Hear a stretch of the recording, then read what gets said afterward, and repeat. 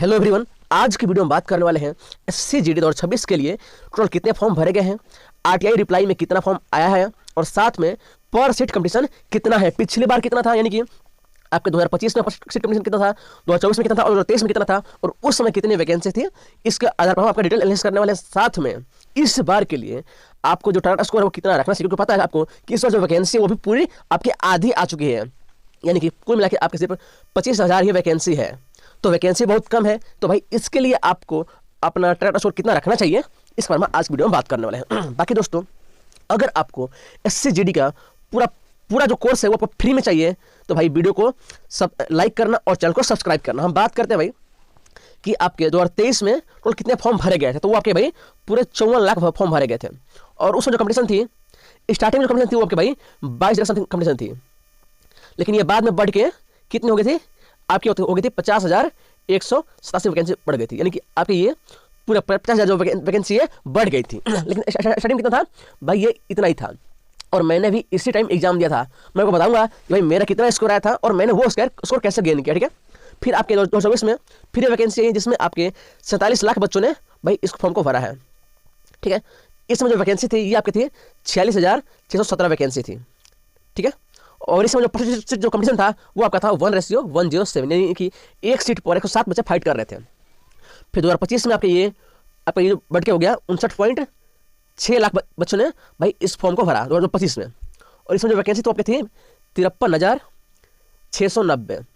यहाँ पर जो कंपटीशन था ये आपका एक रेशो 98 था, यानी कि एक सीट पर 98 बच्चों भाई फाइट कर रहे थे। अब हम बात करते हैं रिसेंट में कि 2026 में टोटल कितने फॉर्म भरे गए हैं। तो देखो यार, इसके लिए जो फॉर्म भरे गए हैं ये आपका भरा गया है भाई 53 पॉइंट कुछ लाख है, लेकिन आप हम एग्जैक्ट लगते हैं 53 लाख फॉर्म भरे गए हैं। लेकिन अभी जो रिसेंट जो वैकेंसी कितनी है, मात्र वैकेंसी जो है वो आपके है 25,487। तो वैकेंसी सच में कम है, लेकिन आप इसको भाई मन में डर मत पालना, क्योंकि 100% चांस है कि ये वैकेंसी लास्ट में बढ़ जाएगी और डबल हो जाएगी, यानी कि भाई 50,000 वैकेंसी जो है वो आपके हो ही जानी है। अगर नहीं होती है तो भाई जो कट ऑफ है ना वो बहुत हाई जाने वाला है। ये चीज़ें हैं, तो ये आपका फॉर्म क्राइटेरिया इतना फॉर्म भरे गए हैं। अब हम बात करते हैं कि भाई आपको अपना स्कोर कितना रखना है। तो देखो यार, मैं ये बोलूँगा कि भाई अगर आपको सिलेक्शन लेना है तो भाई मैथ में 20 में कम से कम आपके 18 आने ही चाहिए। हालांकि आप 20 भी ला सकते हो, मैं भी लाया हूँ 20। तो मैं ये बोलूँगा कि आप 18 या 20 लेकर आओ ही आओ, इससे कम कोई भाई, इससे कम या आप कंडीशन बार सीधा रीजनिंग में भाई 18 या 20 ये आपके ऊपर, 18-19। हिंदी में भाई आप हिंदी में 20 लाओगे। कैसे लाओगे मैं बता दूंगा। जीके जैसे में भाई अगर आपके 10 से 12 नंबर भी आ जाते हैं तो भाई ये एक अच्छा स्कोर मान जाते हैं, और जितने बच्चों का सिलेक्शन होता है भाई, तो भाई वो लोग इतना स्कोर तो करते ही करते हैं, तो आपने भी इतना करना ही करना है। अब कुछ चीज़ें ऐसी हैं जिन पर आपने काम करना ही करना है। क्या पहले आपने अपना पूरा जो सिलेबस है उसे कंप्लीट करना है, किसी भी हाल में कम से कम आपका जो सिलेबस है वो भाई 70 से,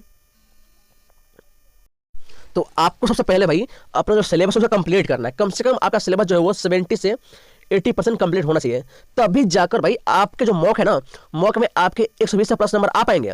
अदरवाइज आप इससे नीचे रह पाओगे। 160 में भाई 100 नंबर भी पार करना बहुत मुश्किल होगा अगर आपका भाई सिलेबस कंप्लीट नहीं है। तो पहले आपको भाई कुछ भी करके 1 महीने के अंदर सिलेबस खत्म करना है, उसके बाद आपने भाई रेगुलर मॉक पे देना है। बहुत सारे बच्चे ये गलती करते हैं, वो सोचते हैं कि नहीं यार हम एग्जाम से 1 महीने पहले जो है वो हम भाई डेली मॉक लगाएंगे। लेकिन ऐसा होता नहीं है भाई, ये बहुत बड़ा ब्लंडर है, बहुत बड़ा मिस्टेक है। अगर आप अभी से रेगुलर मॉक दोगे तो भाई मेरी बात मानो भाई, आपको कभी भी टाइम मैनेजमेंट दिक्कत नहीं होगी। आपको कम से कम भाई 10 मिनट का टाइम बचेगा एग्जाम में। आप 80 क्वेश्चन में से भाई 70-72 क्वेश्चन अटेम्प्ट कर लोगे, इसके बाद भी आपके पास 10 मिनट का टाइम बचेगा हर एक मॉक में। यहाँ तक एग्जाम में भी सेम ऐसा मेरे साथ भी हुआ है। ठीक है, यही फायदा आपका रेगुलर मॉक का, और डेली मॉक से ही आपके जो नंबर है वो बढ़ते हैं।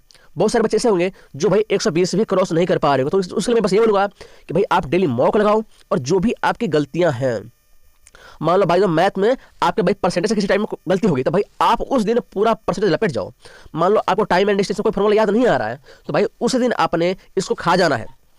मान लो भाई मेंसुरेशन कोई फॉर्मूला है आपको याद नहीं आ रहा है तो उस दिन आपने पूरा मेंसुरेशन चैप्टर लपेट जाना है। हिंदी में अगर मान लो आपको अलंकार से सवाल आया और आपको नहीं आता है तो भाई आपने उस दिन अलंकार पूरे पढ़ जाना है।